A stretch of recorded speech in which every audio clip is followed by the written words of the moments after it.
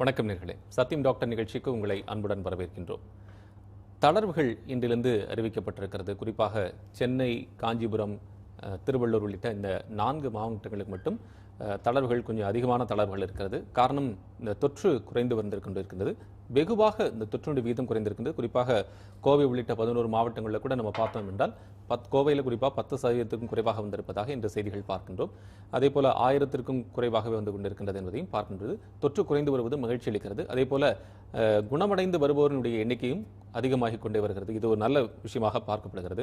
குறிப்பாக சென்னையை ஒட்டியிருக்கக்கூடிய மாவட்டங்களில் வந்து பேருந்து போக்குவரத்து துவங்கி இருக்கிறது. தளர்வுகள் அறிவிக்கப்பட்டிருக்கிறது. கடைகள் திறக்கக்கூடிய இந்த நேரம் வந்து அதிகரித்திருக்கிறது. ஸோ தளர்வுகள் அறிவிக்கப்பட்டாகிவிட்டது என்கின்ற ஒரே காரணத்துக்காக நம்முடைய மக்களுடைய நடமாட்டம் அதிகரிக்க போனால் இந்த தளர்வுகள் அடுத்து தொடருமா அல்லது மீண்டும் இது வந்து நமக்கு ஒரு ஆபத்தான விளைவை கொடுக்குமா அப்படிங்கிறது நம்ம பார்க்க வேண்டியிருக்கிறது ஒன்று. அதே சமயம் டெல்டா வகை தொற்று மிக வீரியமாக இருக்கிறது. அதை உன்னிப்பாக கவனிக்க வேண்டும் என்று உலக சுகாதார நிறுவனம், ஐநா உள்ளிட்ட உலகளாவிய இருக்கக்கூடிய அமைப்புகள் கவலை தெரிவித்து வருகின்றன. குறிப்பாக ICMR கூட இது குறித்து ஒரு தகவல்களை பரிமாறி இருக்கிறது. இந்த தொற்று மிக கவனமாக கையாள வேண்டும், கவனமாக பார்க்க வேண்டியிருக்கிறது. 2 தடுப்பூசி செலுத்தியவர்களுக்கு கூட மீண்டும் உருவாக வாய்ப்புகள் இருக்கிறதா என்றெல்லாம் பரிசோதித்து பார்க்க வேண்டும். குழந்தைகளுக்கு தடுப்பூசி செலுத்த வேண்டும் உள்ளிட்ட பல்வேறு விஷயங்கள் பேசப்படுகிறது. இன்றைக்கு நாம் பேசக்கூடிய தலைப்பு இந்த டாக்டர் சத்தியம்லை தான். டெல்டா வகை தொற்று நமக்கு மிகப்பெரிய அச்சுறுத்தலாக இருக்கிறதா? எப்படி நாம் அதிலிருந்து தற்காத்துக் கொள்வது? அறிகுறிகள் என்ன? கடந்த முறைக்கும் இந்த முறைக்கும் பெரிய வித்தியாசம் இருக்கிறது. அதெல்லாம் குறித்து இன்றைக்கு நம்ம பேசலாம். 2 சிறப்பு மருத்துவர்கள், 2 சிறப்பு பல்துறை சார்ந்திருக்கூடிய நிபுணர்கள் இங்கே இருக்கிறார்கள். சிறப்பு மற்றும் பொது மருத்துவர், ஸ்பெஷலி இந்த கோவிட் காலத்தில் கோவிட் அந்த நோயாளிகளை ட்ரீட் பண்ணக்கூடிய டாக்டர் ஹஃபீசுல்லா நம்ம அரங்கத்தில் இருக்கிறார். அவரை வணங்கி வரவேற்கின்றோம். அதே போல அவசர சிகிச்சை பிரிவு நிபுணர், கொரோனா பேஷண்ட்ஸ் வந்து ட்ரீட் பண்ணக்கூடிய டாக்டர் நிவேதா நமக்கு இணைப்பில் வந்திருக்காங்க. இருவரையும் இந்த நேரத்தில் வணங்கி வரவேற்கின்றோம். வணக்கம் மேடம்.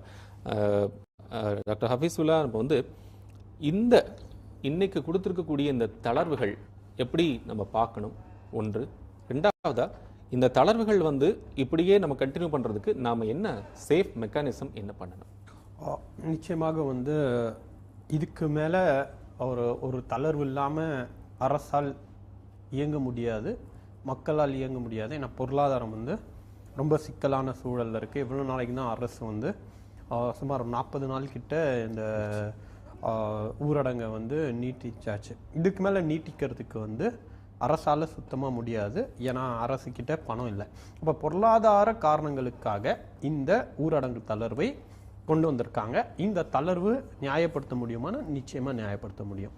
ஏன்னா தொற்று எண்ணிக்கைகள் பல மடங்கு சரிந்திருக்கிறது. இல்லை, இப்போ நம்ம அதாவது அது நியாயப்படுத்துறது கூட தாண்டி கூட மக்களுடைய சைடில் நீங்கள் ஒரு மருத்துவம் துறையை சார்ந்திருக்கக்கூடிய அவர்களுக்கு என்ன நம்ம எச்சரிக்கை உணர்வோடு இருக்க வேண்டியது? இது புதுசா கிடையாது. நம்ம ஒரு 1.25 வருடம் இந்தியாவை பொறுத்த 2 மாசம் நம்ம ஒர்க் பண்றோம், மறுபடியும் ஒரு லாக்டவுன், மறுபடியும் ஒர்க் பண்றோம். 1.25 வருஷம் வந்து இந்தியாவுக்கு வந்துச்சு. உலகத்துக்கு 1.5 வருஷம் ஆயிடுச்சு இந்த தொற்று பேண்டமிக் வந்து.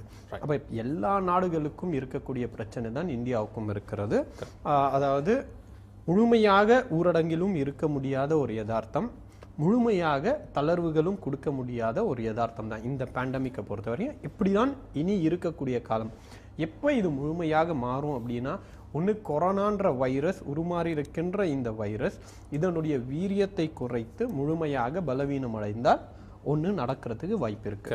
அல்லது உலகத்தில் இருக்கக்கூடிய அத்தனை பேருக்கும் அல்லது சுமார் 80% மக்கள், குழந்தைகள் உட்பட எல்லாருக்கும் தடுப்பூசி போட்டு அந்த தடுப்பூசி பலன் தரக்கூடிய தடுப்பூசி என்ற ஆய்வுகளின் முடிவு வரணும். அதுக்கு அடுத்தது எந்த காலம் வரை இந்த தடுப்பூசி போட்டு எவ்வளவு நாட்களுக்கு இந்த நோய் எதிர்ப்பு சக்தி இருக்கிறது, இது எல்லாமே ஒட்டுமொத்தமாக சேர்த்து தான் முடிவு செய்ய முடியும். உதாரணத்துக்கு இப்போ ஃப்ளூ, இன்ஃப்ளூயன்ஸா, பன்றிக் காய்ச்சலுடைய தடுப்பூசி வந்து 1 வருஷத்துக்கு மேல அது வந்து பயன் தராது. அடுத்த வருஷம் 2021 நான் தடுப்பூசி போட்டேன் அப்படின்னா 2022 அடுத்த தடுப்பூசி போடக்கூடிய ஒரு சூழல் இருக்குது. அப்படி வரும் பட்சத்துல எல்லாருக்கும் வருஷம் தடுப்பூசி போட முடியும். அந்த அளவுக்கு தடுப்பூசி உற்பத்தியும் உலகத்துல இருக்குது. அப்படின்ற ஒரு சூழல் வந்தா மட்டும்தான் முழுமையான ஒரு தீர்வு என்பது கிடைக்கும். அதுவரையில இந்த மாதிரி தளர்வுகளை முறையாக மக்கள் கையாளவில்லை என்றால் மீண்டும் ஊரடங்கு என்பது, 3ஆம் அலை என்பது, 4ஆம் அலை என்பது தடுக்க முடியாத ஒரு யதார்த்த சூழல் இப்போ கடல்ல இருக்கக்கூடிய அலை மாதிரி தொடர்ச்சியா வந்துகிட்டே இருக்கும். Right. Doctor Nivetha, thanks for joining with us. இந்த ரொம்ப முக்கியமான ஒரு விஷயம் இப்போ வந்து டாக்டர் ஹபீஸ் எல்லாம் சொன்னாங்க. மாற்றம், இந்த அலை வந்து மாற்றம் ஏற்படுகின்ற போது, அந்த உருமாற்றம் ஏற்படும், அந்த வேரியண்ட் உருவாகும் போது அதை குறித்து நாம கண்டிப்பாக கவலை கொள்ள வேண்டி இருக்கிறது அப்படின்னு சொல்லியிருக்காங்க. நீங்க என்ன இதுல சொல்ல விரும்புறீங்க? கண்டிப்பா ஒரு டைம் ஒரு வேவ் வரும்போது கண்டிப்பா அந்த வைரஸோட தோட்டத்துல ஒரு மாற்றம் நடக்கும். ஸோ அதனாலதான் ஒரு தடவை வந்து போன தடவை அஃபெக்ட் ஆனவங்க திருப்பி அஃபெக்ட் ஆகுறாங்க. அதனாலதான் ஸோ கண்டிப்பா சார் சொன்ன மாதிரி நம்ம அதே ப்ரிகாஷன்ஸை தான் ஃபாலோ பண்ணணும். ஃபர்ஸ்ட் வேக்சின் போட்டுக்கணும், 2 டோஸுமே கம்ப்ளீட் பண்ணணும். And social distancing, 2 metre and double mask மெயினாக வெளியே போடணும். And hand washing and sanitizer use, இதெல்லாமே இந்த பாஸ்ட் 1.5 years என்ன ஃபாலோ பண்ணிட்டு இருந்தோமோ அதே தான் திருப்பி நம்ம வந்து ஃபாலோ பண்ணணும். டெல்டா வேரியன்ட் குறித்து நம்ம வந்து ஒரு கவலை அடைய வேண்டிய ஒரு சூழ்நிலையில இப்ப நாம இருக்கிறோமா? அது வந்து இப்போ நம்ம ஒரு ரொம்ப முக்கியமான ஒரு விஷயமா இப்போ எல்லா பக்கம் பேசப்பட்டு வருது. ஐசிஎம்ஆர் பேசுறாங்க, யூஎன்ல பேசுறாங்க, அதே போல WHO பேசுறாங்க. இது போல பல அமைப்புகளிலும் பல நிறுவனங்களிலும் இது வந்து குறித்து பேசுறதுக்கான ஒரு முக்கியத்துவம் என்ன இருக்கு? டெல்டா வேரியன்ட் அப்படின்னு குறிப்பா இது மட்டும் பேசுறதுக்கான டெல்டா வேரியன்ட் இப்ப மேஜரா வந்து இந்த பர்டிகுலர் வேவை வந்து ரொம்ப அஃபெக்ட் ஆயிருக்குது. ஸோ அவங்க என்ன சொல்றாங்கன்னா இந்த வேவ் தான் கண்டினியூ ஆகும், திருப்பி நெக்ஸ்ட் வேவ் வந்தாலுமே இந்த வைரஸ் தான் வந்து ப்ரிடாமினென்ட்டா மேஜாரிட்டியா வந்து எல்லா பாப்புலேஷனும் அஃபெக்ட் பண்றது திருப்பியும் இந்த வைரஸ் தான் இருக்கும்னு சொல்றாங்க. அதனாலதான் இந்த வைரஸோட டாக் வந்து ரொம்ப போயிட்டு இருக்குது ஆக்சுவலா. ஓகே. நேயர்களே, இன்னைக்கு கொரோனா குறித்து இருக்கக்கூடிய உங்களது சந்தேகங்களுக்கு நீங்கள் அழைத்து பேசலாம். நம்ம திரையில தெரியக்கூடிய எண்ணுக்கு நீங்கள் அழைத்தீங்க அப்படின்னா 2 சிறப்பு மருத்துவ நிபுணர்கள் இங்கே இருக்காங்க. அவர்கள்ட்ட நீங்கள் உங்களுடைய சந்தேகங்களை கேட்டு தெளிவுபெறலாம் அப்படின்னு நம்ம இந்த நேரத்தில் சொல்லிக்கிறோம். அதுக்காக நீங்கள் அழைக்க வேண்டிய எண்கள் நமக்கு திரையில மேலே தெரியும். அந்த எண்ணுக்கு நீங்கள் அழைத்து பேசலாம். டாக்டர் ஹபீஸ்ல, இப்போ வந்து இந்த டெல்டா வேரியண்ட் அப்படிங்கிற ஒரு வேரியண்ட் குறித்து இப்போ நம்ம எல்லாரும் பேசுகிறோம் அப்படிங்கிறது இருக்கு. கடந்த முறை இருந்ததுக்கும் இப்போ இருக்கிறதுக்கும் ஏதாவது டிஃப்ரென்ஸ் இருக்கா? நம்ம இந்த வேரியண்ட்ல டிஃப்ரென்ஸ் இருக்கா? எப்படி நம்ம இந்த டெல்டா வேரியண்ட்டை பற்றி நம்ம பார்த்து புரிஞ்சிக்க முடியுது? உடல்நிலையில் அல்லது நமக்கு இந்த ஏற்படக்கூடிய சிம்டம்ஸ், அறிகுறியில் ஏதாச்சும் டிஃப்ரென்சஸ் தெரியுதா அப்படிங்கிறத பற்றி பேசலாம்.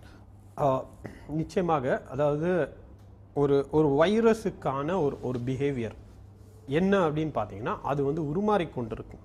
அது எந்த வைரஸாக இருந்தாலும் சரி, தன்னை இந்த சர்வைவல் ஆஃப் த ஃபிட்டஸ்ட்ன்ற கான்செப்ட் தான். நான் இந்த உலகத்தில் உயிர் வாழணும், அதுக்கு நான் என்னென்ன பண்ணணுமோ அதை நான் பண்ணிப்பேன்ற எல்லா உயிரினங்களுக்கும் இருக்கக்கூடிய ஒரு தன்மை தான் இந்த வைரஸுக்கும் இருக்கு. இந்த வைரஸ் நம்முடைய உடலுக்குள்ள வரும்போது அதை எதிர்த்து அதை கொல்லக்கூடிய நோய் எதிர்ப்பு சக்தி உருவாகும் போது எந்த ரூபத்தில் இந்த நோய் எதிர்ப்பு சக்தி அந்த வைரஸ் தாக்குதோ அதிலிருந்து தப்பித்துக் கொள்வதற்காக வைரஸ் சில யுக்திகளை கையாண்டு தன்னுடைய உருவத்தை மாற்றிக்கொள்ளும். அப்படிதான் வந்து இந்த மியூட்டேஷன் உருமாற்றம் நடந்துகிட்டு இருக்கு.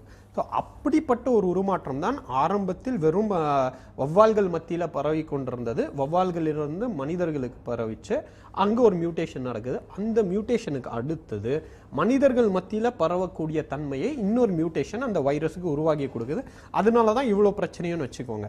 அப்ப இது மனிதர்களுடைய உடலுக்குள்ள வரும்போது, உங்களுக்கோ எனக்கோ வரும்போது, நம்முடைய நோய் எதிர்ப்பு அந்த வைரஸை கொல்ல முயற்சிக்கும் போது அது என்ன பண்ணும்? சோ நீ என்னை இப்படிதானே கொல்லுற, நான் என்னுடைய உருவத்தை மாத்திக்கிறேன், என்னுடைய வீரியத்தை வந்து இன்னும் அதிகப்படுத்துறேன்றது தான் இந்த மியூட்டேஷன் கான்செப்ட். ஸோ இது தொடர்ந்து நடந்துகிட்டே இருக்கும்போது ஒவ்வொரு மியூட்டேஷன் நடக்கும்போது ஒவ்வொரு மாதிரி பிஹேவியர் நடக்கும். அது வீரியம் கொண்டதாக கடந்த அலையில் வந்து பெரிய அளவுக்கு உயிரிழப்புகள் இல்ல இருந்துச்சு. பட் இந்த அளவுக்கு இல்லை. இப்போ மனிதர்கள் மத்தியில பரவும் போது அதிகமான பாப்புலேஷன், அதிகமான தொற்றெண்ணிக்கைகள் வரும்போது அந்த வைரஸ் ஒவ்வொரு உடலில் போகும்போது ஒவ்வொரு மாதிரி பிஹேவ் பண்ணி ஒவ்வொரு மியூட்டேஷனுக்கு போகும்போது அந்த மியூட்டேஷன் தான் இந்த அலையில மிகப்பெரிய உயிரிழப்புகளை அதுதான் நமக்கு பாதிப்புக்கான இந்த அளவு காரணம் இருக்கு அப்படிங்கிறது. அது ஒண்ணு. தொற்று எண்ணிக்கையும் போன அளவை விட இந்த வாட்டி கொஞ்சம் அதிகம். கண்டிப்பா நம்ம பேசலாம். காலர் இணைப்பில் இருக்காங்க. வணக்கம், இணைப்பில் இருக்கீங்க, பேசலாம். வணக்கம் சார். வணக்கம் சார், பேசுங்க. சார் வணக்கம் சார். என் பேர் கணபதி சார். நான் ராமநாதபுரம் மாவட்டத்துல இருந்து பேசுறேன். வணக்கங்க கணபதி சார், சொல்லுங்க. யார்கிட்ட பேசணும், என்ன சந்தேகம் உங்களுக்கு? சார் நான் இப்போ கோவிஷீல்டு ஃபர்ஸ்ட் டோஸ் போட்டேன் சார். சரிங்க. ஒரு 26 days ஆயிடுச்சு. சார் நான் இப்போ ஒர்க்குக்கு போகணும். இப்போ ஃபர்ஸ்ட் டோஸ்ல எனக்கு எஃபிகசி ஓரளவுக்கு இருக்குமா சார்? என்னங்க புரியல? ஃபர்ஸ்ட் டோஸ்ல ஃபர்ஸ்ட் டோஸ்ல எனக்கு எஃபிகசி இருக்குமா? எபிலெப்சி இருக்கு. ஓகே. ஹலோ சார் பேசலாம், நீங்க பேசுங்க. கண்டிப்பா ஆன்டிபாடிஸ் உருவாகுமா சார்? ஃபர்ஸ்ட் டோஸ் போட்டிருக்கேன். செகண்ட் டோஸ்க்கு 84 டேஸ் ஆகும் சொல்லிருக்காங்க. 84 டேஸ். Okay okay. ஓகே. அந்த கோவிஷீல்டுக்கு இப்போ ஃபர்ஸ்ட் டோஸ் போட்டு 26 டேஸ் ஆயிடுச்சு. அதுக்குள்ள ஆன்டிபாடிஸ் உருவாயிருக்குமா அப்படின்னு கேக்குறீங்க இல்லையா? எனக்கு ஓரளவுக்கு அது ஆன்டிபாடிஸ் உருவாயிருக்குமா, நான் தைரியமா வெளியில வேலைக்கு போகலாமா வைக்கலாமான்னு கேக்குறேன். அதான் சார் கால் பண்ணிருக்கேன். ரைட். டாக்டர் ஆபீஸ்ல நிச்சயமா ஃபர்ஸ்ட் டோஸ்லயே ஓரளவுக்கு தடுப்பு சக்தி உங்களுக்கு உருவாகும். ஆனால் இரண்டாவது டோஸ் போடுறப்போ அந்த தடுப்பூசியுடைய அந்த ஆன்டிபாடிஸ் தடுப்பு சக்தி இன்னும் பல மடங்கு உயரும். அதுதான் அந்த கான்செப்ட். நிச்சயமாக ஒரு டோஸ்லயே ஓரளவுக்கு இருக்கும். ஆனால் தடுப்பூசி போட்டுட்டேன்றதுக்காக நான் தைரியமாக வெளியே போகலாமான்ற ஒரு கேள்வி இருக்கு இல்லையா, அது ஒரு ஆபத்தான ஒரு கேள்வி. தடுப்பூசி போட்டாலும் நீங்கள் என்னென்ன தடுப்பூசி போடாமல் இருந்தால் என்னென்ன தடுப்பு நடவடிக்கைகளில் நீங்கள் ஈடுபட்டீங்களோ அந்த தடுப்பு நடவடிக்கைகள் நிச்சயமாக இப்பவும் பொருந்தும். தடுப்பூசி ஒரு டோஸ் அல்ல 2 டோஸ் எடுத்த பிறகும் நீங்கள் என்னென்ன தடுப்பு நடவடிக்கைகள், உதாரணத்துக்கு முகக்கவசம் அணிவது, தேவையில்லாமல் வெளியே போகாமல் இருக்கிறது, இந்த social distancing, physical distancing maintain பண்ணாமல் இருக்கிறது தடுப்பூசி போட்டுக்கிறேன்றதுனால இதெல்லாம் நான் செய்யாமல் இருக்கலாம் அப்படின்னு எந்த ஒரு கேரண்டியும் கிடையாது. நிச்சயமாக இருக்கும். தடுப்பூசி போடாமல் இருப்பதை விட ஒரு டோஸுக்கு எஃபெக்ட் இருக்கும். ஒரு டோஸை விட 2 டோஸ் போட்டால் இன்னும் எஃபெக்ட் அதிகமாக இருக்கும். நிச்சயமாக இருக்கும். டாக்டர் நிவேதா, இப்போ நீங்கள் அந்த நேர் கேள்வி கேட்டதை நீங்கள் கேட்டிருப்பீங்க. இந்த ஃபர்ஸ்ட் டோஸ் செகண்ட் டோஸ் நம்ம இப்போ இந்த 84 டேஸ் அல்லது நம்ம 26 டேஸ் இந்த ஆன்டிபாடிஸ் டெஸ்ட் டெவலப் ஆகிறது நம்ம அப்படிங்கிறது உடனடியாக நமக்கு தெரிய வருது அப்படிங்கிறத நம்ம எப்படி புரிஞ்சுக்க முடியும்? ஸோ ஆன்டிபாடிஸ் ஃபார்ம் ஆகுறது நம்மளுக்கு தெரியாது ஆக்சுவலா, அன்லெஸ் அண்ட் அன்டில் நம்ம பிளட் டெஸ்ட் எடுத்து பார்த்தா தான் நம்மளுக்கு தெரியும் அதோட லெவல் எப்படி இருக்குன்ட்டு. பட் யூஸ்வலா ஃபர்ஸ்ட் வேக்சின் எடுத்து யாருமே ஆன்டிபாடி லெவல் மெஷர் பண்ணணும்னு எந்த டேட்டா ஒரு எந்த ஐசிஎம்ஆர் ஒரு WHO யாருமே ரெக்கமெண்ட் பண்ணல. ஸோ ஆக்சுவலா வேக்சின் போட்டு நம்மளுக்கு ஆஸ் யூஷுவல் இந்த சைன்ஸ் அண்ட் சிம்டம்ஸ் வரும், ஃபீவர், சோர் த்ரோட், பாடி பெயின், இதுதான். அதுக்கப்புறம் இதோட லெவல் இம்யூனிட்டி லெவல்னு அசஸ் பண்றதுக்கு ஆக்சுவலா நம்மளுக்கு உடம்புலயும் எதுவும் தெரியாது. இல்லைன்னா டெஸ்ட் எடுத்து பார்த்தாலும் இது கரெக்ட் டைம் கிடையாது டெஸ்ட் எடுத்து பார்க்கறதுக்குமே. கண்டிப்பா மேடம். காலர்ஸ் இருக்காங்க, பேசலாம். வணக்கம். வணக்கம் சார், நான் சைதாபுரம் சந்திரசேகரன் பேசுறேன். சந்திரசேகரன் சார் சொல்லுங்க. அதாவது இப்போ பொதுவாக பார்த்தீங்கன்னா இவ்வளவு நாள் கோவிட பற்றிய விழிப்புணர்வு நிறைய வந்தாலும் கூட இன்னமும் கூட அந்த diabetic patient, hyper tension patient இவங்க எல்லாம் ஆல்ரெடி நம்ம இதனாலேயே கொஞ்சம் பாதிப்புலாண்டுட்டு இருக்கோம். டெய்லி மெடிசன்ஸ் எடுத்துக்கிட்டு இருக்கோம், தினம் நம்ம அவஸ்தைப்பட்டு இருக்கோம். இதுல வேற இந்த கோவிட் வேக்சின் வேற எடுத்துக்கணுமா அப்படிங்கறத தள்ளி போட்டுட்டே இருக்காங்க. அவங்களுக்கு சொல்ல விரும்புவது டாக்டர் நீங்க? கண்டிப்பா. இது ஃபர்ஸ்ட் நம்ம டாக்டர் நிவேதா கேட்கலாம். அவங்க அவசர சிகிச்சை பிரிவில் அடிக்கடி பார்த்துட்டு இருக்கக்கூடிய ஒரு விஷயங்கள் இது பாக்குறாங்க. டாக்டர் நிவேதா, நீங்க என்ன சொல்ல விரும்புறீங்க? நிறைய பேர் இதனால இந்த ஹார்ட் ப்ராப்ளம் இல்லைன்னா சுகர் ப்ராப்ளம், பிபி இருக்கறனால இந்த வேக்சின் எடுக்கிறது கொஞ்சம் தயங்குறாங்க. பட் இப்போ சினாரியோ எல்லாமே மாறிட்டு இருக்குது. எல்லாருமே அந்த விழிப்புணர்ச்சி எல்லாருமே வேக்சின் சீக்கிரமா எடுக்க ஆரம்பிச்சிடறாங்க. ஸோ மெயினா என்ன சொல்றோம்னா, இந்த கொரோனா வைரஸ்ன்ற தாக்குதல் diabetes patient, hyper tension patient இவங்களெல்லாம் 2-3 மடங்கு ஜாஸ்தியா ரொம்ப பயங்கரமா தாக்குது.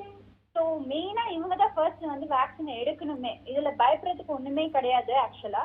ஸோ எல்லாமே மைனர் சிம்டம்ஸ் தான் வருது தவிர்த்து ஒரு நாள் உடம்பு வலி, கை வலி, ஃபீவர் இருக்கும் தவிர்த்து நம்ம பாராசிட்டமால் டேப்லெட் எடுத்துக்கிட்டாலே அது எல்லாமே இதாயிரும், செட்டில் ஆயிரும். அது தவிர்த்து பெரிய வேற எதுவுமே மேஜர் சைடு எஃபெக்ட்ஸ் இந்த வேக்சின்ல வரதே கிடையாது. ஓகே டாக்டர் அப்படி சொல்லிட்டு செகண்ட் பாயிண்ட் நமக்கு அவர் இப்போ சொன்னாங்க. இப்போ நம்ம ரொம்ப இந்த மாதிரி இம்யூனோ காம்ப்ரமைஸ்டு இந்த மாதிரி இருக்கக்கூடிய கேட்டகரிக்கு அவங்க பயந்துட்டே இருந்தால் கூட நம்ம அவங்களுக்கு அறிவுறுத்த வேண்டியது என்ன இருக்குது. பட் இப்போ மேடம் சொன்ன மாதிரி நம்ம இப்போ அவங்களே வாலண்டரியாக வராங்க. நிறைய இடங்களில் எங்களுக்கு ஊசி போடுங்கன்னு சொல்லி கூட அவங்க நம்ம ப்ரொட்டஸ்ட் பண்ணுறது கூட நம்ம பார்க்குறோங்க. இப்போ அந்த மாதிரி கூட சொல்ல இன்னும் வராதவங்களுக்கு நம்ம என்ன சொல்ல விருப்பப்படுறோம் அப்படின்னு கேட்குறாங்க. அதாவது இந்த வைரஸ் என்பது நிஜமான ஒரு வைரஸ்.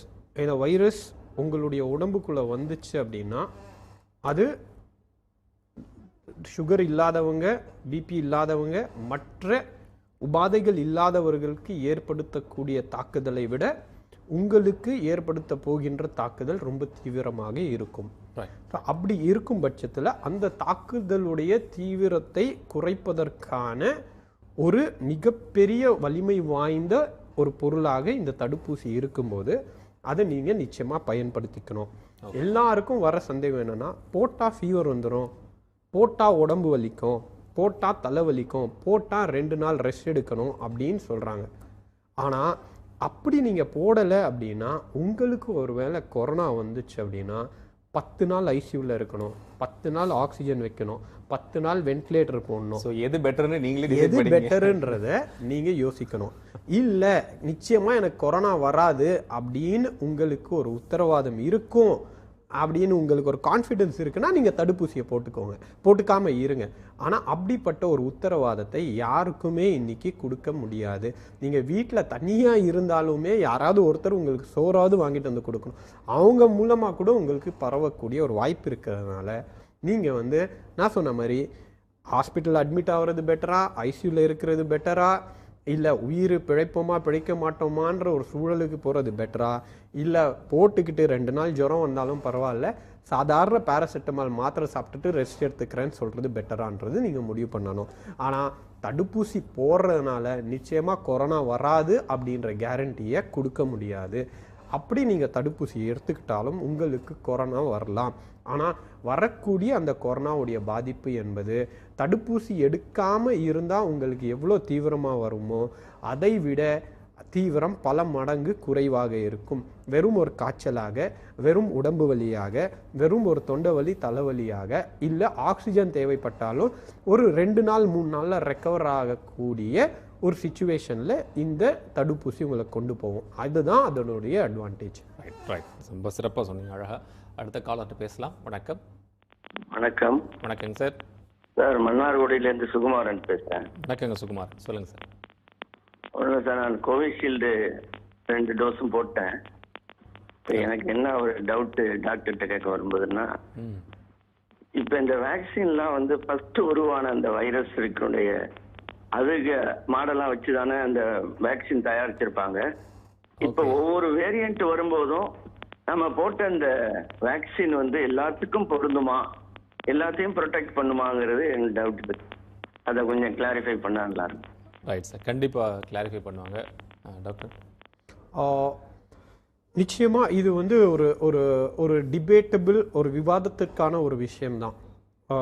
இது எப்படி அப்படின்னா, இப்போ பன்றிக் காய்ச்சலோ இல்லை ஃப்ளூ வேக்சினோ எடுத்துக்கிட்டிங்கன்னா 1 வருஷத்துக்கு ஒரு வாட்டி நம்ம மாற்றிக்கிட்டே இருக்கணும். அதுக்கான காரணம் ஒன்று, அந்த தடுப்பூசி உருவாக்குற ஆன்டிபாடிஸ் எந்த காலத்துக்கு வரையும் இருக்குது. இப்போது போலியோவை எடுத்துக்கிட்டிங்கன்னு வச்சுக்கோங்களேன், நீங்கள் ஒரு 5 வயசு வரையும் போட்டால் போதும், வருஷம் போலியோக்கு தடுப்பூசி போட வேண்டிய அவசியம் கிடையாது.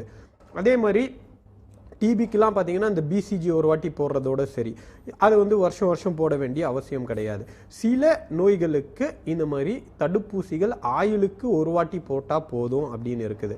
ஆனால் சில நோய்களுக்கு தடுப்பூசிகள் குறிப்பிட்ட காலம் வரையில் தான் பயன் தரும்.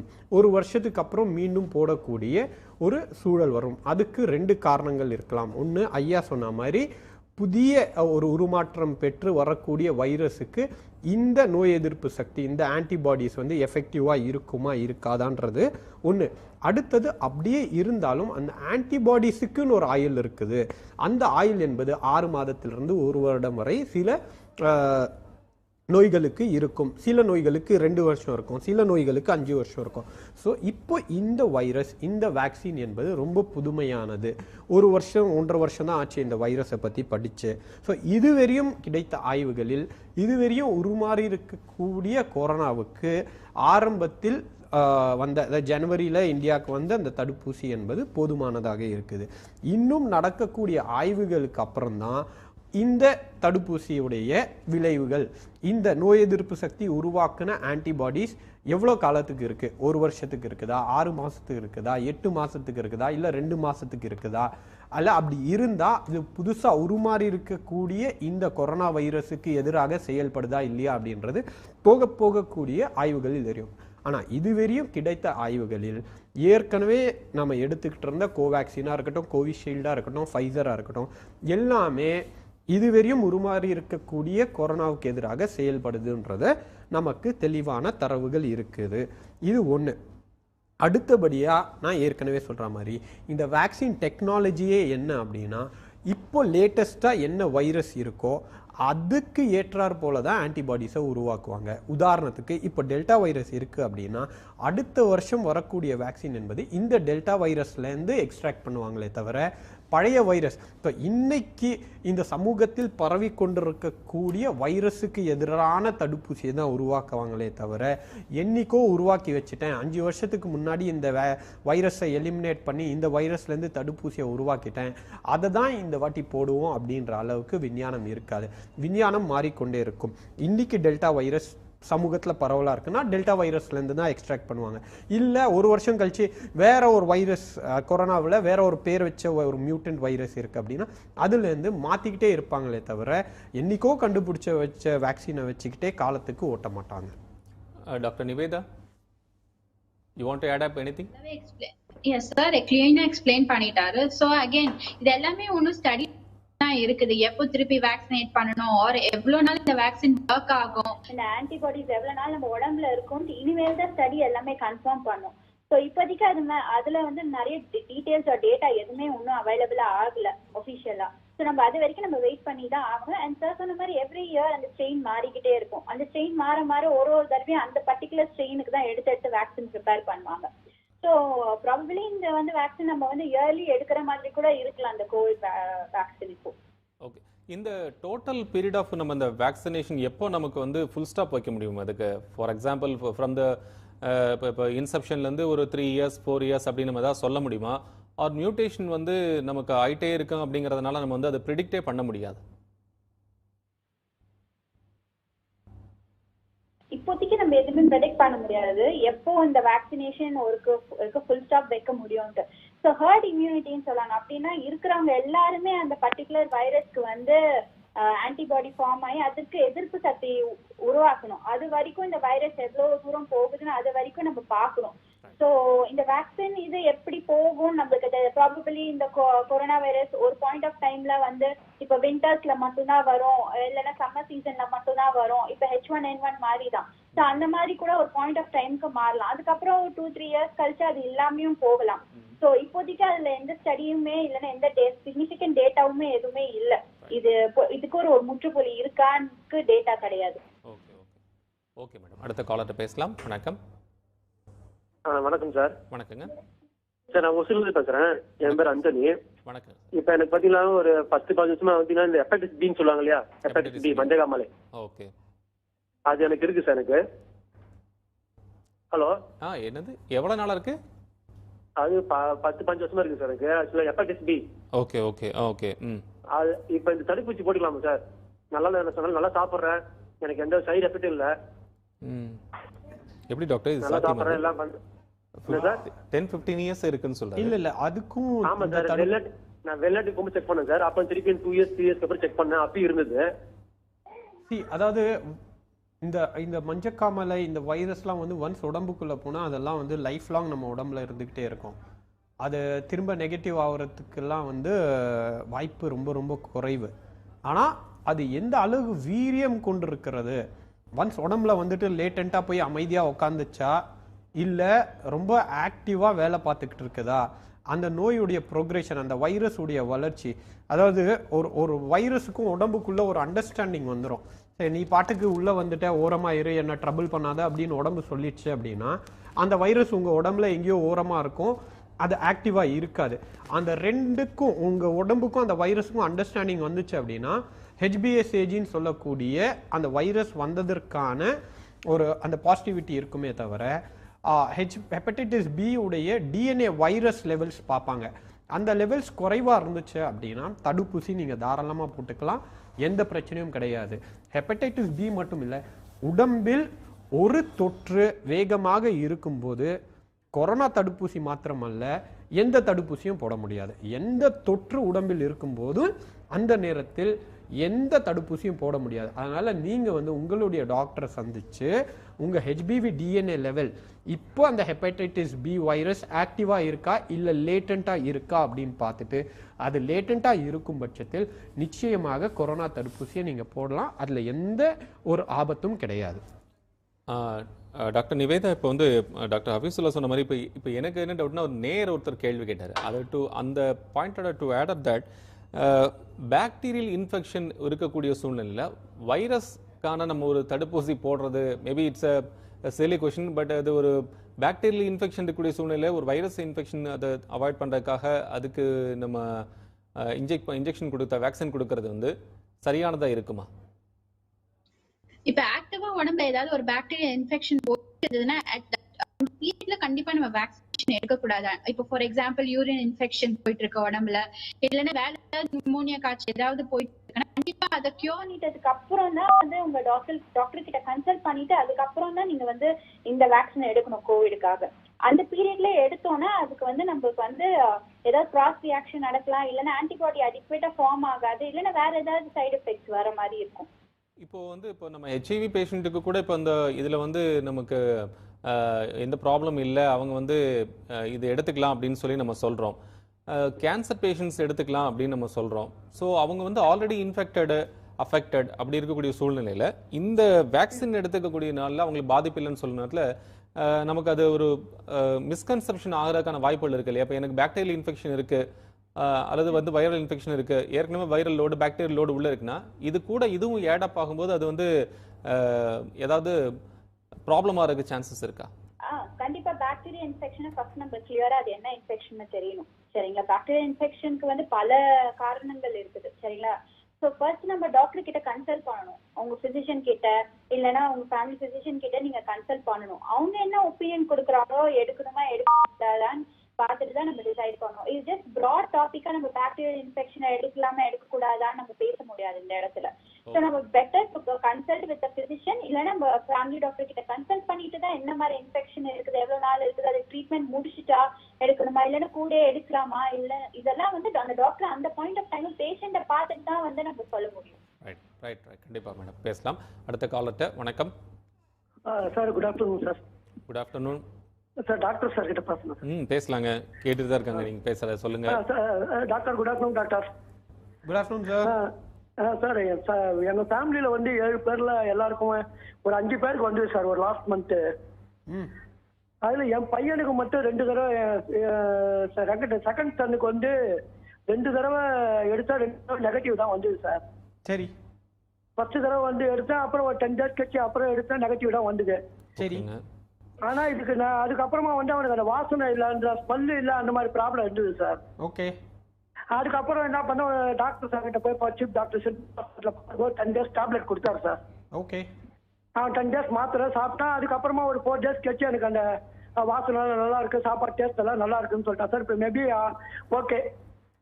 இப்போ வந்து அவனுக்கு வந்து வேக்சின் போடலாமா சார்? அது ஒரு டவுட் சார் எனக்கு. இப்போ அது கிளியர் ஆகுமா இல்லை ஆன்டிபாடி எடுக்கணுமா? இல்ல உங்க பையனுக்கு என்ன ஏஜ் ஆகுங்க சார்? என் பையனுக்கு வந்து 22 சார். ஓகே. உங்க பையனுக்கு அப்போ சிம்டம்ஸ் இருந்துச்சா sir?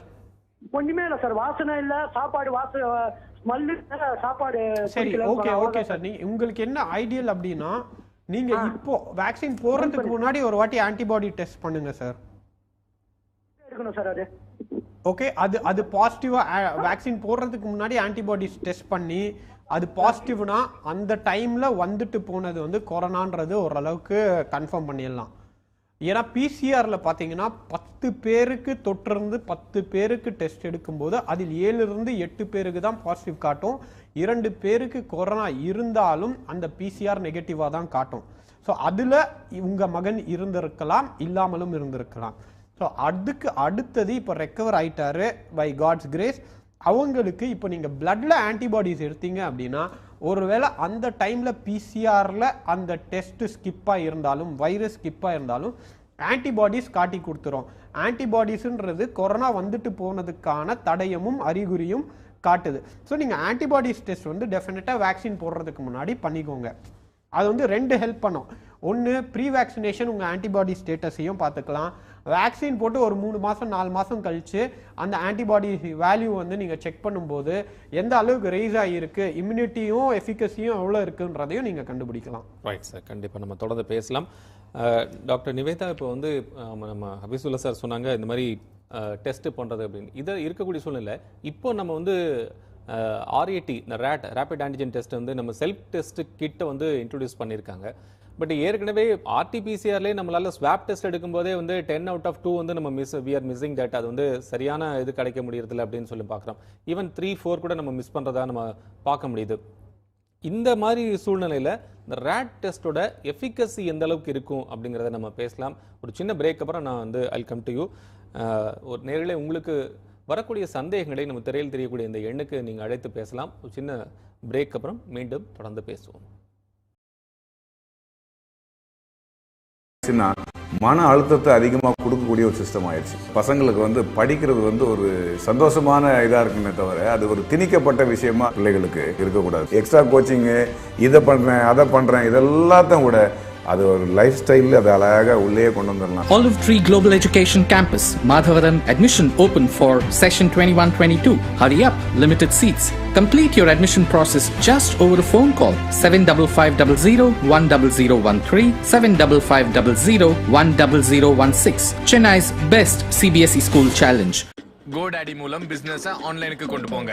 Make in India, sell for India. GoDaddy, முழுமையான business தீர்வு.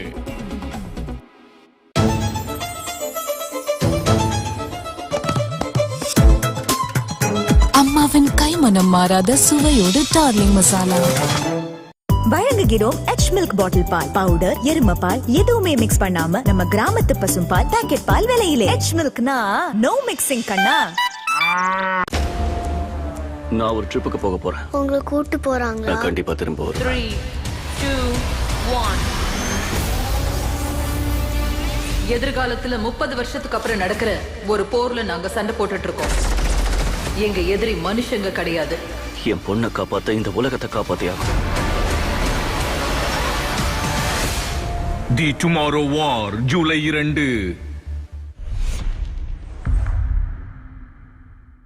வசியப்படுத்துங்கள் உங்கள் உறவுகளை. DS பெருங்காயம். வேலை தொடங்கணும். அப்புறம் இதுலயும் இது நான் ஸ்டாப் ப்ரொடெக்டட் ஆச்சே, நோ டென்ஷன். கேஸ்ட்ரால் ஆக்டிவ் தருது 3x ப்ரொடெக்ஷன். அது போகும் நான் ஸ்டாப். பாஸ், என்ன ஒரு ஐடியா கொடுத்தீங்க. எங்க எல்லாருக்கும் நான் ஸ்டாப் போகக்கூடிய பைக் ரெண்ட்ல கொடுங்க.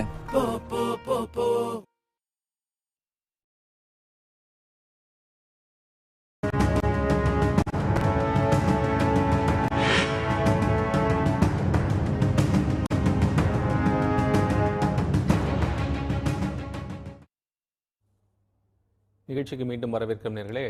Over to doctor Nivetha. நீங்கள் வந்து நம்ம முன்னாடி ஒரு கொஸ்டின் கேட்டிருந்தேன், ப்ளீஸ். இந்த ரேபிட் ஆன்டிஜன் டெஸ்டிங் வந்து இப்போ வந்து ஒரு kit available kit over the counter இல்லைன்னா ஃபார்மசியில் ஈஸியாக பர்ச்சேஸ் பண்ணுற மாதிரி ஒரு கிட் இப்போ கவர்மெண்ட் வந்து பிளான் பண்ணியிருக்காங்க யூஸ் பண்ணுறதுக்கு. ஸோ இந்த கிட் வந்து என்ன டிஃப்ரென்ஸ் வரும்னா, இது வந்து ஃபர்ஸ்ட் வந்து அந்த பர்சனுக்கு வந்து ப்ராப்பராக அந்த டெஸ்ட் பண்ண தெரியணும். இந்த டெஸ்ட் என்னன்னா பேசிக்கா வந்து அந்த சாம்பிள், அது அவங்களோட செக்ரீஷன்ஸ்ல இருக்கிறது, அது அந்த தொண்டை செக்ரீஷன்ஸ், மூக்குல இருக்க செக்ரீஷன், அந்த வைரஸோட ஆன்டிஜன் இருக்கணும், அந்த ஸ்ட்ரிப்ல வந்து ஆன்டிபாடி இருக்கணும். ஸோ இதோட அது பொருந்தும் போது அது பாசிட்டிவ் ரிசல்ட் 20 to 30 minutesல வரும். அதுதான் இந்த டெஸ்ட். இப்போ சாம்பிள் ஒழுங்கா எடுக்கல பேஷண்ட், இல்லைன்னா வந்து ஒழுங்கா இந்த டெஸ்ட் பண்ணல அப்படிங்கும் போது வந்து இந்த டெஸ்ட் நெகட்டிவா வரதுக்கு சான்சஸ் ரொம்ப ஜாஸ்தி. ஸோ இதே வந்து லேப்ல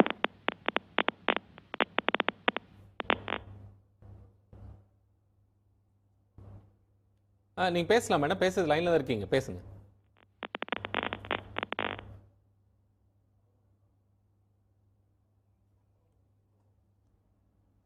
ஓகே டாக்டர், இப்போ அந்த அவங்க நீங்கள் டாக்டர் நிவேதா சொன்ன மாதிரி இப்போ நீங்கள் முன்னாடி சொன்னீங்க 2 பேர் நம்ம மிஸ் பண்ணுறோம், 3 பேர் மிஸ் பண்ணுறோம், RT-PCRலேயே நம்ம அந்த பேரை மிஸ் பண்ணுறோம்னு. இது வந்து எல்லாருக்குமான விஷயமா இந்த இதை எடுக்க முடியுமா? நம்ம ரேட்டை வந்து இப்போ நம்ம செல்ஃப் டெஸ்ட் கிட்டில் வந்து இதனுடைய நம்ம ஒரு இப்போ நம்ம எஃபிகசி ரேட்டுங்கிறது ஒன்று அது இருக்கட்டும், பட் நம்மளால ஸ்வாப் கரெக்டாக எடுக்க முடியுமா? நம்ம பக்கத்தில் யாராவது வச்சு டெஸ்ட் பண்ணும்போதே நம்ம தள்ளி போகிறதுக்கோ அது மிஸ் பண்ணக்கோ சான்சஸ் இருக்குது. ஒன்று. ரெண்டாவது இஷ்யூ என்ன அப்படின்னா, இப்போ நேசல்லையோ இல்லை த்ரோட் ஸ்வாப்லையோ நேசல் ஸ்வாப் எடுக்கும்போது ஒருவேளை அங்கே வந்து அந்த வைரல் லோடு இல்லை அப்படின்னா நம்ம வந்து we are going for other some other tests, அப்போ இது அந்த மாதிரி சான்ஸ்ல ஸ்கிப் பண்ற சான்ஸ் எவ்வளவு? ரேபிட் ஆன்டிஜென் டெஸ்ட், அதாவது ஒரு டெஸ்ட்டை வந்து ஸ்க்ரீனிங் டெஸ்ட், டயக்னோஸ்டிக் டெஸ்ட்னு பிரிப்போம். ஓகே. அதாவது இது எல்லாமே இந்த ரேபிட் டெஸ்ட் எல்லாமே வந்து டயக்னோஸ்டிக் டெஸ்ட் கிடையாது.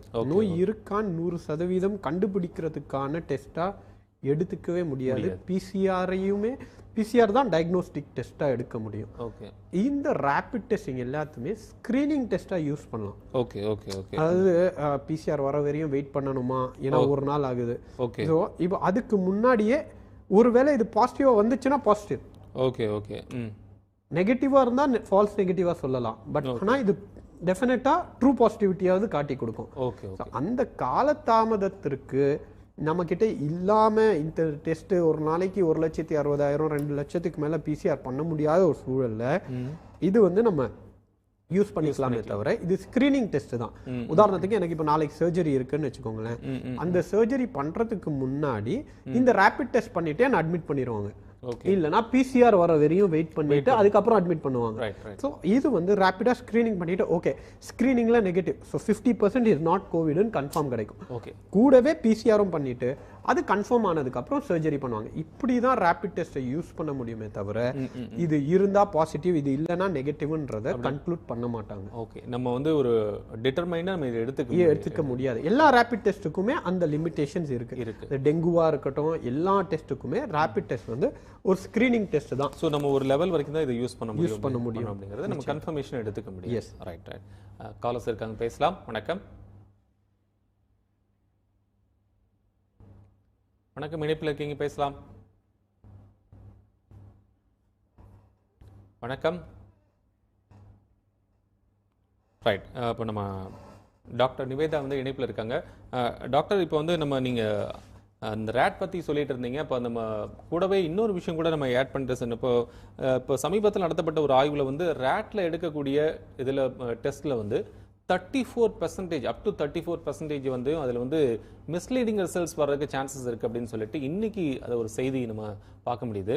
அவங்க மறுபடியும் வந்து ஆர்டிபிசிஆருக்கு போக சொல்கிறாங்க. ஸோ இதை வந்து நம்ம அட்வைஸ் பண்ணுறது கரெக்டாக இருக்குமா?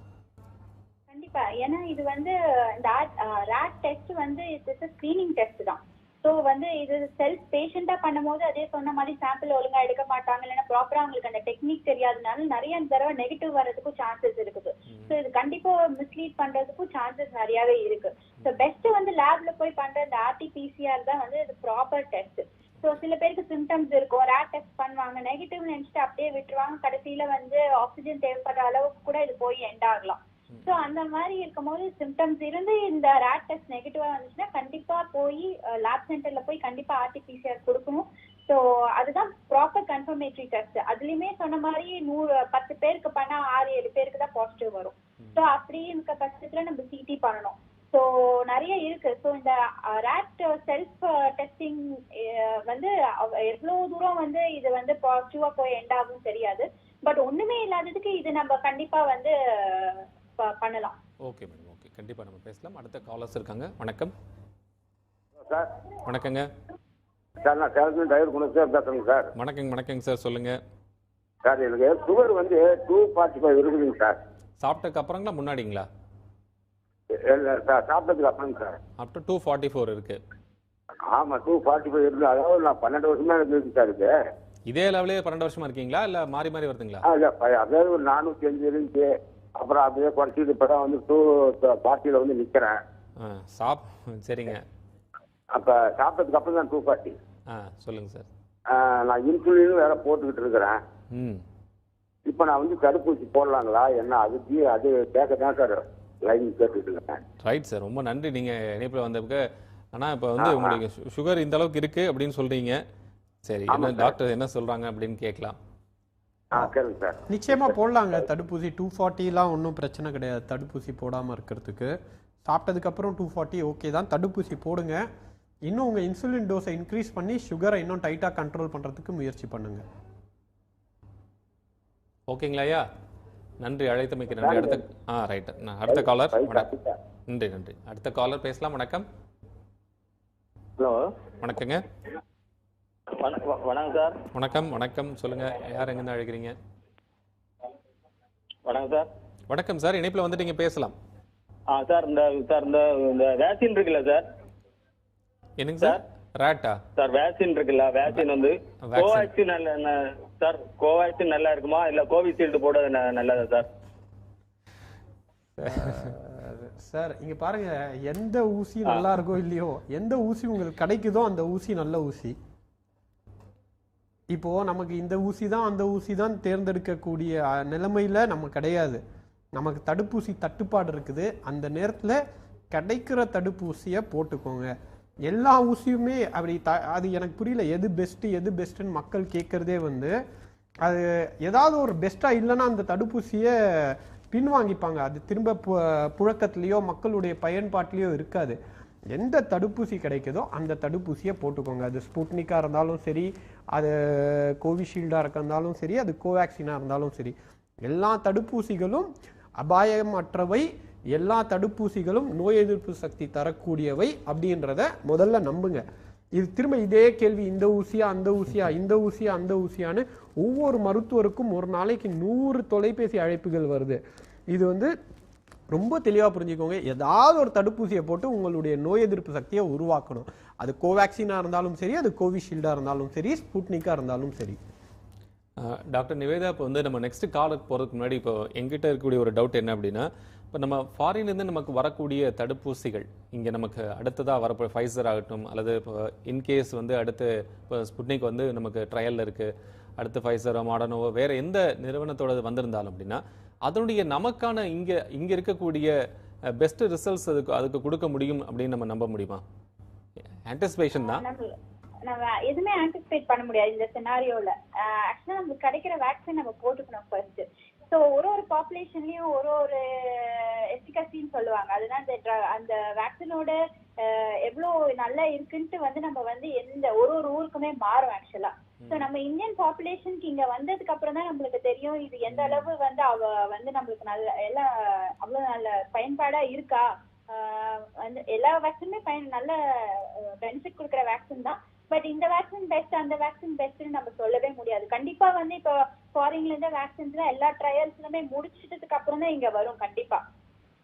அதனால எந்த இல்ல அது எதுக்காக கேட்டேன்னா, இப்போ இந்த நம்முடைய பாடி டைப்பும் அல்லது நம்முடைய செல் பேட்டர்ன் ஸ்ட்ரக்சர்ஸும் அங்க வந்து இப்போ ஃபாரின்ல இருக்கக்கூடிய அதுவும் வந்து அது வந்து கான்ட்ரா இருக்கிறதுக்கான வாய்ப்புகள் இருக்கா? அதுக்கு அந்த பேசிஸ்ல கேட்கறேன். ஓகே, அந்த வைரஸ் அந்த வைரஸோட ஜீனம் வச்சு பண்ணும்போது அந்த வைரஸ் வந்து சேமா தான் இருக்க போகுது. சரிங்களா? ஒரு பாடியோட எதிர்ப்பு சக்தி எப்படின்ட்டு வந்து அந்த வேக்சின் வச்சு நம்ம மெஷர் பண்ண முடியாது. அந்த வேக்சின்குள்ள இருக்க வைரஸ் வந்து இந்த மோஸ்ட் காமன் வைரஸ் இப்ப என்ன போயிட்டு இருக்கோம், இந்த டெல்டா வைரஸ், அதுக்கு முன்ன இந்த ஸ்டெயினோ அந்த ஸ்டெயின் தான் வந்து வேக்சின் அவங்க ரிலீஸ் பண்ணுவாங்க. சோ அது வந்து நம்ம ஒரு பாடி பொறுத்து தான் இருக்குது. சோ நம்ம வந்து இது பெட்டர் அது பெட்டர் நம்ம கண்டிப்பா இதுல இருந்து சொல்ல முடியாது. ரைட் கண்டிப்பா. அடுத்த காலர்ட்ட பேசலாம். வணக்கம். ஹலோ வணக்கம் சார், இணைப்புல இருக்கீங்க, பேசுங்க சார். வணக்கங்க, கண்ணங்க, கோயம்புத்தூர்ல இருந்து பேசுறேன். வணக்கம் சார். வணக்கம், சொல்லுங்க சார். ஒன்றும் இல்லைங்க சார், இப்போ நம்ம டெஸ்ட் எடுத்துட்டு போனாங்க. சரிங்க, ஓகேங்களா சார். டெஸ்ட் எடுத்துட்டு போய் மறாத நாள் காய்ச்சல் வருது, உடம்பு முடியாம போகுது, அதனால ஏதாவது பிரச்சனைகள் இருக்குங்களா சார்? 4வது நாள் காய்ச்சல் வருதுங்களா? இல்ல சார், மறாத நாள் அடுத்த நாள். சரிங்க, அடுத்த நாள் சார். காம்பவுண்ட்ல எல்லாம் வந்து கொரோனா வந்திருக்குன்னு சொல்லி டெஸ்ட் எடுத்துட்டு போறாங்க. சரிங்க. அடுத்த நாள் வந்து பாத்தீங்கன்னா நம்ம காய்ச்சல் வருது, ஹாஸ்பிட்டல்ல போறோம், ஆக்சிஜன் நம்ம விரல்ல வச்சு ஆக்சிஜன் டாக்டர் பாக்குறாருங்க. பார்த்துட்டு ஒன்றும் இல்லை, நம்ம காய்ச்சலுக்கு உண்டான மருந்து மட்டும் கொடுத்து தாட்டி விடுறாங்க. அதனால ஒன்றும் பிரச்சனை இல்லைங்க சார். இல்லை அது நம்ம அது எப்படி டாக்டர், உங்களுக்கு வந்து பயத்தினால ஏற்பட இருக்குமா வாய்ப்பு இருக்கா டாக்டர்? சொல்லுங்க. கொரோனா வைரஸ் மட்டும் இல்ல, ஃபீவர் காஸ் நிறைய ஃபீவர் இருக்கு. ஸோ நம்ம வந்து 2 to 3 days வெயிட் பண்ணலாம் இந்த ஃபீவர் எப்படி போகுதுன்னு பார்த்துட்டு. So second on third day திருப்பி அதுக்குள்ள இந்த ரிப்போர்ட் வந்துடும் நம்மளுக்கு. 2 to 3 days கவர்மெண்ட் சைட்ல இருந்து நம்மளுக்கு.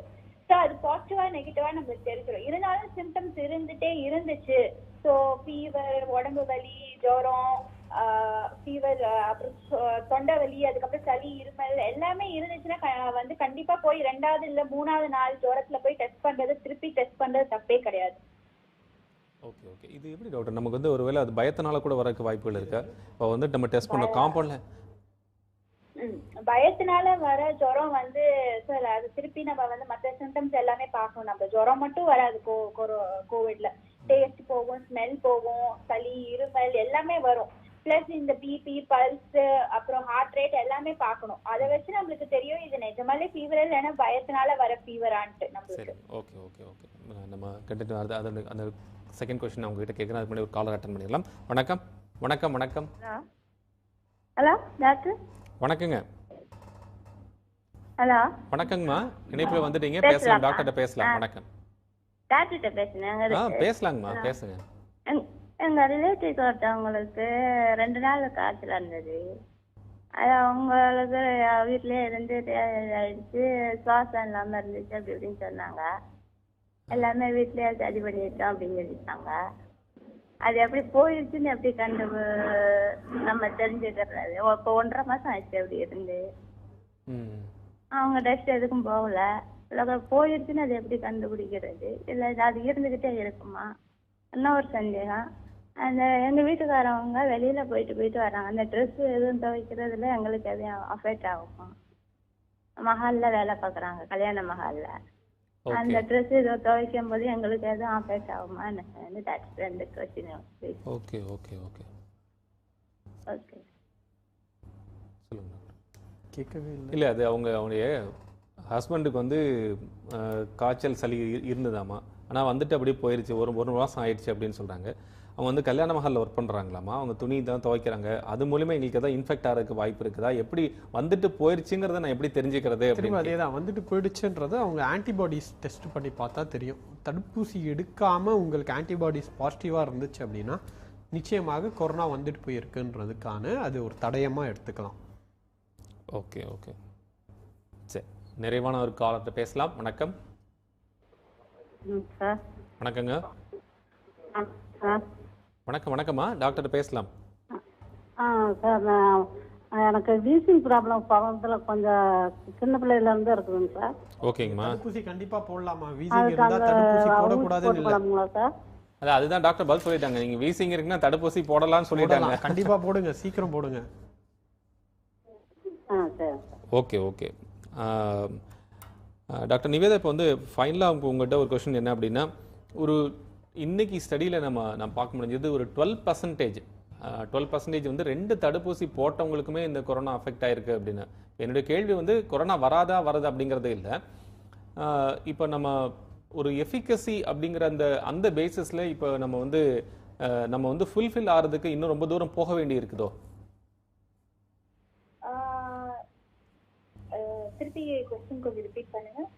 இல்ல, இப்போ நம்ம 12% வந்து தடுப்பூசி போட்டுட்டவங்களுக்கும் கொரோனா வருது அப்படிங்கறத நம்ம இன்னைக்கு ஒரு ரிப்போர்ட் சொல்லுது. என்னுடைய क्वेश्चन வந்து கொரோனா வராதுங்கிறதல்ல, அந்த irrespective ஆஃப் த வேக்சின்ஸ் எதுவா வேணா இருக்கட்டும், அதனுடைய எஃபிகசி ரேட்டை வந்து இன்னும் நம்ம இன்க்ரீஸ் பண்றதுக்கு ரொம்ப தூரம் போக வேண்டி இருக்குதோ அப்படின்னு கேட்கிறேன். இல்ல, ஆல்ரெடி எல்லா வேக்சின்ஸோட எஃபிகசியுமே ஆக்சுவலா 80 to 90% தான். சோ இதுக்கு மேல ஏற்றணும்னு எதுவுமே கிடையாது. சோ இப்ப எல்லாரும் என்னன்னா வேக்சின் போட்டதுக்கு அப்புறம் வராதுன்னு ஒரு மைண்ட் தாட்டோட போனாங்க, மாஸ்க் போடாம இல்ல ஹேண்ட் வாஷ் பண்ணாம சோஷியல் டிஸ்டன்ஸ் எல்லாம் மெயின்டைன் பண்ணாம இருந்தா கண்டிப்பா திருப்பி வரதான் செய்யும். சரிங்களா? இப்போதைக்கு இந்த ஆன்டிபாடிஸ் வந்து வேக்சின்ல வந்து எவ்வளவு நாள் இருக்கும், 3 months 4 months சொல்றாங்க. பட் ஸ்டில் இது எல்லாமே வந்து ஒன்னும் கரெக்ட் டேட்டா ஒன்னும் நம்மளுக்கு அவைலபிள் இல்ல. சரிங்களா? சோ வேக்சின் போட்டாலும் சரி, வேக்சின் போடலனாலுமே மாஸ்க் கண்டிப்பா போட்டுதான் ஆகணும், சோஷியல் டிஸ்டன்ஸ் மெயின்டைன் பண்ணி தான் ஆகணும். சரி, ஒன் ஃபைனல் क्वेश्चन. இப்போ வந்து இந்த டெல்டா வகை இந்த பர்டிகுலர் வேரியன்ட்னால நமக்கு வந்து அவசர சிகிச்சைக்கோ தீவிர சிகிச்சைக்கோ போறவங்களுடைய எண்ணிக்கை வந்து அதிகமா இருக்கு. அப்ப நீங்க ஃபேஸ் பண்றதை வச்சு சொல்றேன், கேக்குறேன். ஆக்சுவலி இந்த செகண்ட் கோவிட் வேவ்ல வந்த மேக்ஸிமம் பேஷண்ட்ஸ் எல்லாமே ஆக்சிஜன் பற்றாக்குறையோட இல்லைன்னா அவசர சிகிச்சை போகிற மாதிரி பேஷண்ட்ஸ் நிறைய பேர் வந்தாங்க. ஃபர்ஸ்ட் வேவ்லயாவது அட்லீஸ்ட் வந்து ஒரு 75% வந்து ஒரு ஃபீவர், ஜுரம், ஃபீவர், முதுகு வலி, உடம்பு வலி இப்படின்னு தான் சொல்லி மெஜாரிட்டி வந்தாங்க. தவிர்த்து இந்த வேவ்ல கிட்டத்தட்ட 50 to 60% வந்து அவசர சிகிச்சைக்கு போற மாதிரி, ஆக்சிஜன் பற்றாக்குறை இருக்கிறவங்க அந்த மாதிரி தான் வந்தாங்க இந்த தடவை. ஸோ இன்னொன்னு என்னன்னா, நிறைய பேர் வந்து இந்த குரூப்ல நிறைய பேர் வந்து வேக்சினேட்டே பண்ணல. ஸோ வேக்சின் அந்த டைம்ல வந்து வேக்சின் வந்து 60 years பிளஸ்க்கு மட்டும் தான் அவைலபிளா இருந்துச்சு இந்த செகண்ட் வேவ் வரும்போது. ஸோ மோஸ்டா அந்த பாப்புலேஷன்ல இருந்தவங்க எல்லாருமே வந்து ஆக்சிஜன் தேவைப்படுற அளவுக்கு போகல, ஐசியூ உள்ள என்டர் ஆகுற அளவுக்குமே போகல ஆக்சுவலா. மெஜாரிட்டி வந்து இந்த யங் ஏஜ் குரூப் பீப்புள் தான் இந்த தடவை ரொம்ப அஃபெக்ட் ஆச்சு. லைக் 40s 30s 40s இந்த மாதிரி ஏஜ் குரூப்ஸ் தான் வந்து மெஜாரிட்டி அஃபெக்ட் ஆச்சு. அதுதான் லாஸ்ட் வேவுக்கும் இந்த வேவுக்கும் உள்ள டிஃபரன்ஸ் ஆக்சுவலாவே. Okay okay okay doctor Hafeezullah, வந்து ஒன் ஃபைனல் கொஸ்டின் என்னன்னா, இப்போ அந்த தேர்ட் வேவ் ஒரு ஆன்டிசிபேட் பண்ணியிருக்காங்க, வரக்கூடாதுன்னு சொல்லி நம்ம எதிர்பார்க்கலாம். பட் வருது அப்படின்னு இருந்தது அப்படின்னா, சின்ஸ் வி ஆர் ஆன்டிசிபேட்டிங், இப்போ அந்த குழந்தைகள் எந்த அளவுக்கு பாதிக்கப்படும், அதே போல குழந்தைகளுக்கு தடுப்பூசி போடுறதுக்கான சாத்தியம் இருக்குது அப்படின்னு இந்த நட்ஷல்? நிச்சயமாக வந்து யூஎஸ்லாம் வந்து அடிக்வேட் வேக்சின்ஸ் இருக்குது. அவங்க ஃபஸ்ட்டு மோர் ப்ரோன் யாருக்கெல்லாம் பெரிய அளவுக்கு பாதிப்பு உபாதைகள் இருக்குமோ டார்கெட்டடாக வேக்சினை முடிச்சு யங் பாப்புலேஷனுக்கு முடிச்சுட்டு இப்போ லெஸ் தென் 16 லெஸ் தென் 12 வரையும் வேக்சினேட் பண்ண போயிட்டாங்க. அவங்க கிட்ட தடுப்பூசி இருக்கு, அதனால போடுறாங்க. ஆனால் நம்ம கிட்ட இப்போ தடுப்பூசி போதுமானது அளவுக்கு இல்லை. இன்னும் பல ஒரு லெஸ் தென் 5-6% தான் இந்திய அளவில் ஃபர்ஸ்ட் டோஸ் செகண்ட் டோஸே முடிச்சிருக்காங்க. ஸோ இன்னும் லாங் வே டு கோ. தடுப்பூசி அதிகமாக நம்ம கிட்ட இருந்துச்சு அப்படின்னா குழந்தைகளுக்கு போடுறதுல எந்த ஒரு சந்தேகமும் கிடையாது, நிச்சயமா போடணும். இப்போ ஹேவிங் செட் தட், இப்போ அடுத்த பிரச்சனை என்னன்னு பார்த்தீங்கன்னா, தேர்ட் வேவ் வருவதற்கான வாய்ப்பு இருக்கு அப்படின்னா 100% வாய்ப்பு இருக்கு. அதுல மாற்றுக்கிறதே கிடையாது. ஏன்னா நம்ம கிட்ட தடுப்பூசி இல்லை. இதுவரையும் சர்வைலன்ஸ் பண்ணி பார்த்ததுல 130 பேருக்கு மட்டும்தான் கொரோனா வந்துட்டு போயிருக்கு. அதாவது 130 பேருக்கு தான் ஆன்டிபாடிஸ் இருக்கு. மீதி 70% பேர் either they are not vaccinated, vaccine போடல, அல்லது இது கொரோனாக்கு எக்ஸ்போஸ் ஆகல. ஸோ இவங்க எக்ஸ்போஸ் ஆகுறதுக்கான வாய்ப்புகள் நிறையவே இருக்கு. தேர்ட் வேவ் வரும். ஆனா நம்ம அரசும் மக்களும் எந்த அளவுக்குனா, அது வந்து ஒரு பீக்கா செகண்ட் வேவ் வந்த மாதிரி பீக்கா வரும்போது தான் இந்த ஆக்சிஜன் தட்டுப்பாடு இது எல்லாமே வரும். அது வராத அளவுக்கு ஒரு 10,000-12,000 கேசஸ் பர் டே அப்படின்னா தமிழக சுகாதார கட்டமைப்பால் மருத்துவர்களால் சமாளிக்க முடியும். அந்த எண்ணிக்கை தாண்டும் போது தான் பிரச்சனைகள் வரும். அடுத்தது குழந்தைகளை பொறுத்தவரையில் ரெண்டு ஹைப்போதேசிஸ் சொல்றாங்க. ஒன்று, அவங்க வந்து தடுப்பூசிகளை போடாத பாப்புலேஷன், அவங்க அதனால அவங்களுக்கு வர்றதுக்கான வாய்ப்புகள் இருக்கு அப்படின்றாங்க. ஸோ இது எல்லாம் குழந்தைகளை பாதிக்கும் அப்படின்னு சொல்றதுக்கான காரணம். அது மட்டும் இல்லாம கடந்த வேவை விட இந்த வேவ்ல வந்து குழந்தைகள் நிறைய பாசிட்டிவா இருந்துச்சு அப்படின்னு சொல்றாங்க. அதுல ஒரு சின்ன மாற்று கருத்து எனக்கு என்ன இருக்கு அப்படின்னா, 8,000 பேர் பாதிக்கப்படும் போது பாதிக்கப்பட்ட குழந்தைகளுடைய எண்ணிக்கையை கம்பேர் பண்ணும் போதும் 36,000-38,000 பேர் வரும்போது அப்போ குழந்தைகளுடைய பாதிப்பை கம்பேர் பண்ணும்போது பெரிய அளவுக்கு பெர்சன்டேஜ்ல டிஃபரன்சஸ் இல்லை. அதே மாதிரி ரொம்ப சிக்கானது கூட வந்து மற்ற பெரியவர்களை போல குழந்தைகள் இல்லை. அந்த ப்ரொபோர்ஷனேட்டும் கம்மியா தான் இருக்கு. பை காட்ஸ் கிரேஸ் நிச்சயமாக அது குழந்தைகளை பாதிக்காதுன்ற ஒரு நம்பிக்கை வந்து நம்ம வச்சிருக்கோம். இருந்தாலும் எதுக்குமே ஒரு தயார் நிலையில நம்ம இருக்கணும். கண்டிப்பா. ரொம்ப நன்றி டாக்டர் ஹஃபீசுல்லா, டாக்டர் நிவேதா, ரெண்டு பேரும் வந்து உங்களுடைய கருத்துக்களையும் உங்களுடைய நேரத்தையும் பகிர்ந்துக்கிட்டீங்க. ரொம்ப ரொம்ப நன்றி, மிக்க நன்றி. ஒரு நிகழ்ச்சியில் வந்து உங்களை வந்து சந்திக்கும் வரை உங்களிடம் அன்பு வணக்கம் கூறி விடைபெற்றுக் கொள்கிறோம். நன்றி, வணக்கம்.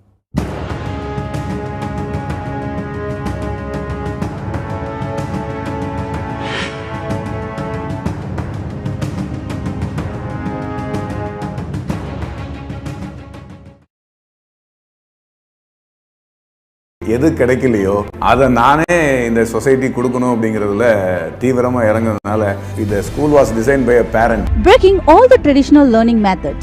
Allotry Global Education Campus, Madhuvaram and Kodungayur. Admission open for session 21-22.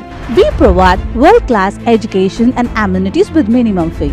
Hurry up, limited seats. Complete your admission process just over a phone call. 7550-10013, 7550-10016.